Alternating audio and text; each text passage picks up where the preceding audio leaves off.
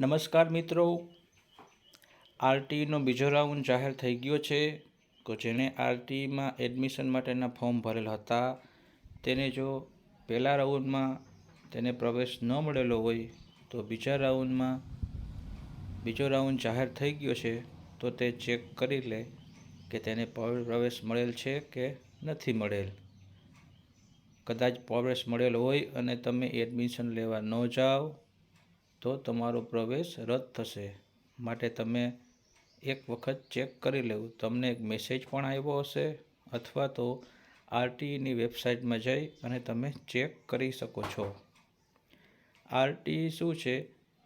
આરટીઈમાં form ભરેલ હોય, તમે જો સિલેક્ટ થાવ તો તમે ધોરણ 1થી 8 સુધી પ્રાઇવેટ શાળામાં વિનામૂલ્યે તમને એડમિશન મળે છે.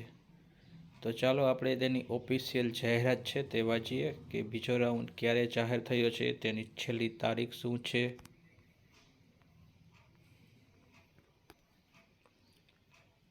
આરટીઈ હેઠળ પ્રવેશનો બીજો રાઉન્ડ બહાર પાડવામાં આવેલ છે.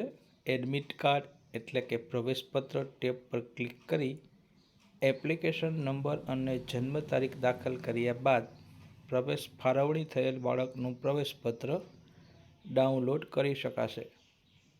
એડમિટ કાર્ડની પ્રિન્ટ મેળવી જે તે શાળામાં શાળા સમય દરમિયાન તારીખ 28/5/2025 તારીખ યાદ રાખજો, 28/5/2025 સુધીમાં જરૂરી ડોક્યુમેન્ટ સાથે પ્રવેશ મેળવી લેવો, અન્યથા પ્રવેશ રદ થશે. વાલીઓને જણાવવાનું કે જેણે આરટીઈના ફોર્મ ભરેલ હતા, પહેલો રાઉન્ડ બહાર પડ્યો હતો ત્યારે જો તેનું નામ ન આવેલ હોય તો અત્યારે બીજો રાઉન્ડ બહાર પડેલ છે. તો આરટીઈની વેબસાઇટમાં જઈ ત્યાં તેનું એડમિટ કાર્ડ ડાઉનલોડ કરી જોઈ લેવાનું છે કે ક્યાં તેને પ્રવેશ મળેલ છે.